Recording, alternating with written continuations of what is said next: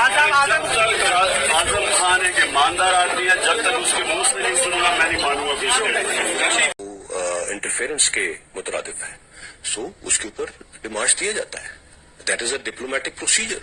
और उसी के ऊपर जैसे मैंने कहा कि जो यही वो अल्फाज हैं जिनके ऊपर अग्री किया गया और उनके मुताबिक डिमांड दिया गया। जिस तरह उस सलामी में लिखा हुआ है कि अनडिप्लोमेटिक लैंग्वेज यूज की गई है, उस सलामी में लिखा हुआ है कि जो बातचीत की गई है वो इंटरफेरेंस के मुतरादिफ है, सो उसके ऊपर डिमांड दिया जाता है। That is a diplomatic procedure. बिस्मिल्लाहिर्रहमानिर्रहीम। अस्सलाम वालेकुम नाज़रीन, फरवाज एनबी न्यूज़ के प्लेटफॉर्म से मैं आपका मेज़बान नवाज भुट्टो आपकी खिदमत में हाजिर। नाज़रीन, ये कितनी ही अजीब बात है कि पाकिस्तान में हम पहले सुना करते थे कि रिजल्ट्स पहले ही मुरतब कर लिए जाते हैं, लेकिन जो प्रैक्टिस माजी में अख्तियार की जाती रही वो इस्टेब्लिशमेंट के एपॉलिटिकल होने के दावों के बावजूद इस बार भी दोहराई जा रही है। यानी इंतखाबात अभी नहीं हुए और नतायज आ चुके हैं। तो वो नतायज क्या हैं, इस मामले पर भी हम बात करेंगे और बात करेंगे कि जिस तरह परवेज इलाही को निशान इबरत बनाया गया है, इसी तरह इमरान खान को भी निशान इबरत बनाने के तमाम तर इंतजामात मुकम्मल हो चुके हैं। तो नाज़रीन, ये मामला क्या हैं, इन दो इशूज़ पर हम आज तफसील से बात करेंगे। तो अगर आपको हमारा व्लॉग पसंद आए तो मेहरबानी करके इसको सब्सक्राइब करना, लाइक करना और शेयर करना मत भूलिएगा। नाज़रीन, ये हम हमेशा से देखते आए हैं कि पाकिस्तान में वोटर के पास सिर्फ वोट कास्ट करने का अख्तियार है। यानी आपके पास इतना अख्तियार है कि आप पोलिंग स्टेशन पे जाएं, पोलिंग बूथ में दाखिल हों और वोट बैलेट बॉक्स में डालें, लेकिन नतीजा क्या निकलेगा, ये नतीजे का अख्तियार आपके पास न था ना आज भी है। और इस वक्त भी बहुत अफसोस की बात है कि जब इस्टेब्लिशमेंट खुद को एपॉलिटिकल करार दे चुकी है और ये जनरल बाजवा ने बाज़ाब्ता तौर पर एक तकरीब में खिताब करते हुए कहा था कि अब हम गैर सियासी हो चुके हैं और अब हमारा सियासत से कोई ताल्लुक नहीं है। मौजूदा chief of army staff general Asim Munir ने भी मुतअद्दिद मरतबा कहा कि हम आइन के दायरे कार में रहते हुए अपने फराइज़ मनसबी अंजाम देंगे। तो बहरहाल वो फराइज़ तो एक तरफ रह गया सिर्फ मनसब, और उस मनसब ने भी वो सब कुछ करना शुरू कर दिया है जो माजी की प्रैक्टिस थी। तो इसी तरह नाज़रीन, जिस तरह मैंने आपसे कहा कि इंतखाबात नहीं हुए और नतायज पहले ही मुरतब किए जा चुके हैं, तो वो नतायज क्या हैं वो मैं आपको बता देता हूं, लेकिन मैं मुख्तसरन आपको बताऊंगा, इसलिए कि हमें जो है वो एक और अहम तरीन मसले पर भी डिस्कस करना है। नाज़रीन, आइंदा आम इंतखाबात में किस जमात को कितनी सीटें मिलेंगी वो ज़रा आप ब्रेकअप सुन लीजिए। इसमें जी पाकिस्तान मुस्लिम लीग नवाज ग्रुप को 80 सीटें मिलेंगी और पाकिस्तान तहरीक इंसाफ को 74, यानी सिर्फ 6 नशस्तों का फर्क है। और पाकिस्तान पीपुल्स पार्टी को मिलेंगी 60 और इस्तेहकाम पाकिस्तान पार्टी को मिलेंगी 10, MQM को मिलेंगी 10, अब बाप पार्टी को मिलेंगी 6 और PTI पार्लियामेंटेरियंस को मिलेंगी 2 और JUI फे को मिलेंगी अपना 9 और BNP को मिलेंगी 2 और इसी तरह आज़ाद उम्मीदवार जो होंगे वो 7 कामयाब करार पाएंगे। इसके अलावा PMLQ को मिलेंगी 4 और जमात इस्लामी को मिलेंगी 2, यानी मजमूई तौर पर 264। यानी 264 का मतलब ये कि अगर हम रिजर्व सीट्स मिलाएं तो फिर 336 बनती हैं जो हमारा ईवान है। तो नाज़रीन, ये न सिर्फ अफसोस की बात है बल्कि इंतहा से ज़्यादा शर्म की बात है। ये आइन के साथ मजाक है, ये पार्लिमानी निज़ाम के साथ मजाक है और इस्टेब्लिशमेंट को अब ऐसे भोंडे मजाक करना छोड़ देने चाहिए और अवाम को वोट का हक देना चाहिए। अपने नुमाइंदे अपनी मर्जी से मुंतखब करने का हक और अख्तियार दे देना चाहिए। ये गलत है जिस तरह किया जा रहा है। तो नाज़रीन, इससे हटकर अगर हम बात करें तो जिस तरह मैंने आपसे कहा कि इमरान खान को परवेज इलाही की तरह निशान इबरत बनाने की मनसूबाबंदी मुकम्मल कर ली गई है। परवेज इलाही जिद पर अड़े हैं अपने बेटे की वजह से कि वो अपने बेटे का मुस्तकबिल महफूज करना चाहते हैं। यानी वो बेटा जो यहाँ से डॉलरों के बैग भर के और खसूसी तैयारी के जरिए यहाँ से फ्रांस भाग गया, मोनिस इलाही जिसका नाम है, और वो बाप को इस वक्त इस बदतरीन तकलीफ में होते हुए देखकर भी, और वहां पर समंदर के किनारे पर बैठकर कैपुचिनो पी रहा है और उसको शर्म तक नहीं आ रही कि मेरा बाप इस उम्र में जलील हो रहा है, मेरा बाप इस उम्र में ख्वार हो रहा है। और बिल्कुल जिस तरह आज सुबह 5 बजे उन्हें 3 MPO के तहत जिस तरह गुज़िश्ता दिनों गिरफ्तार किया गया था, उन्हें सुबह 5 बजे अडयाला जेल मुंतकिल किया गया। नाज़रीन, जिस तरह परवेज़ इलाही को अडयाला जेल मुंतकिल किया गया, मुझे ठीक इसी तरह मुझे याद आ रहा है जिस तरह फरियाल तालपुर को आधी रात को हॉस्पिटल से, यानी मेरे ख्याल में ईद का दिन था, दूसरे दिन हॉस्पिटल से घसीट कर मतलब बड़ी बेइज्जती और बेतौकीरी के साथ जेल ले जाया गया था। तो बहरहाल इस सूरत हाल में इमरान खान का भी हशर ऐसा ही किया जाना है।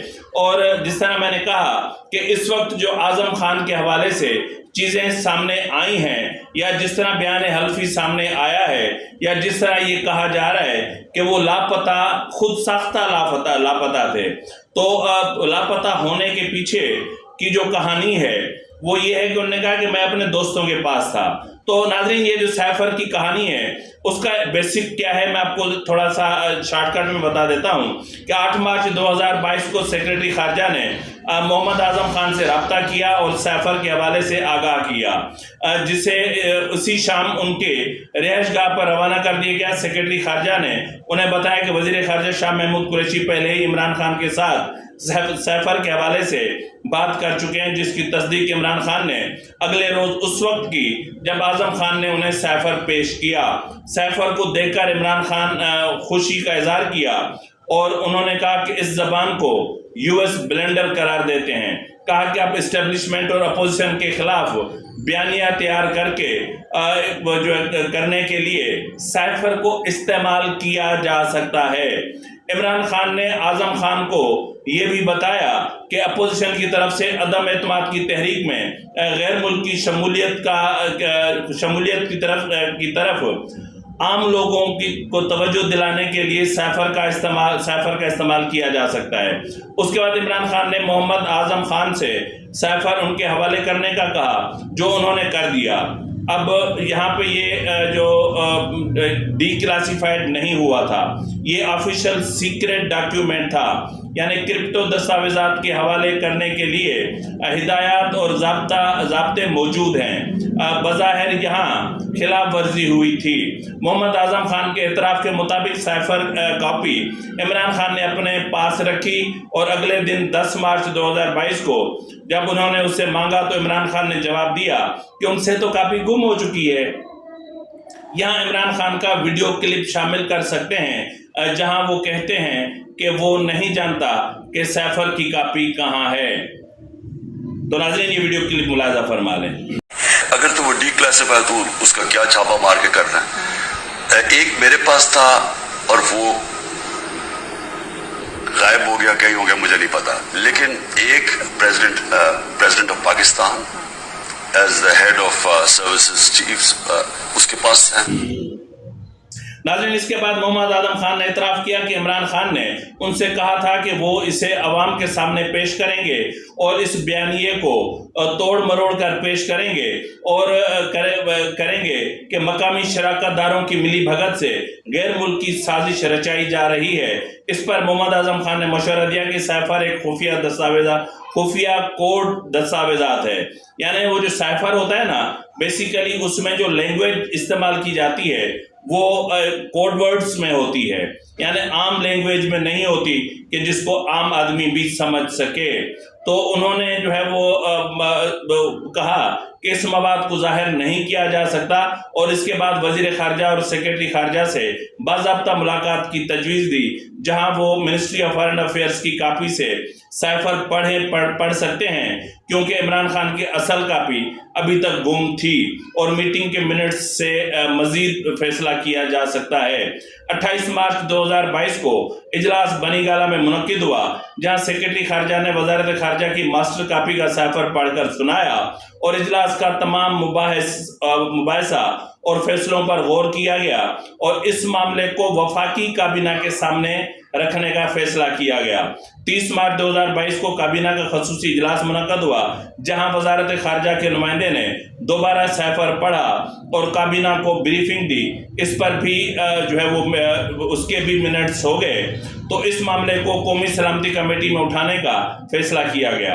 तो 31 मार्च 2022 को कौमी सलामती कमेटी का इजलास मुनक्किद हुआ, जहां मज़कूरा बाला अमल को दोबारा दोहराया गया और कौमी सलामती डिवीजन की तरफ से इस पर गौर किया गया।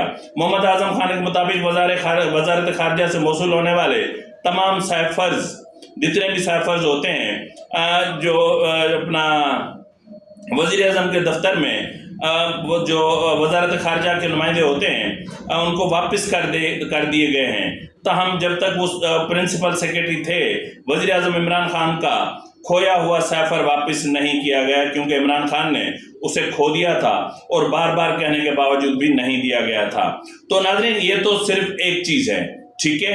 और जो है वो इस हवाले से मैंने आपसे पहले भी कहा कि आज़म खान को हम किसी सूरत में जो है वो शरीक मुल्जिम जो है वो से बरी ज़िम्मा करार नहीं दे सकते।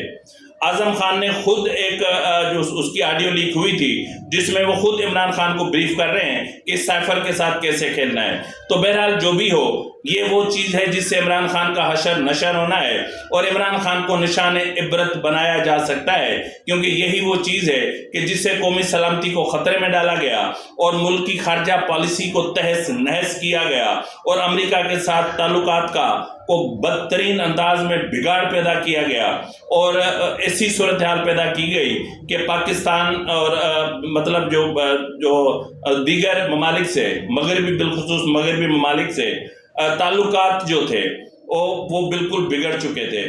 कोई भी मुल्क हम पे एतबार करने के लिए तैयार नहीं था, कोई भी मुल्क वजीर आज़म हाउस में आकर बात करने के लिए तैयार नहीं था, क्योंकि वहाँ चीज़ें रिकॉर्ड हो रही थी। तो बहरहाल इमरान खान का हशर नशर हो सकता है और मवाद इब्तदाई तौर पर आज़म खान ने फराहम कर दिया है। आने वाले 24 घंटों में या 48 घंटों में मोहतरमा शीरीन मज़ारी साहिबा भी मुमकिना तौर पर एक प्रेस कॉन्फ्रेंस कर सकती हैं और जिसमें वो खुद को बचाने की कोशिश करेंगी। अब देखना ये है कि शीरीन मज़ारी साहिबा, असद उमर, शाह महमूद कुरैशी वादा माफ गवाह बनते हैं या प्रेस कॉन्फ्रेंस करके खुद को इससे अलग करते हैं, क्योंकि 9 मई के बाद आज़म खान का ये बयान एक बहुत बड़ी हुकूमत के लिए अचीवमेंट है और इस पे झोल तो बहुत सारे हैं, लेकिन उस पर हम फिर कभी बात करेंगे। तो इसी के साथ ही अपने मेज़बान नवाज भुट्टो को इजाज़त दीजिए। फी अमानिल्लाह।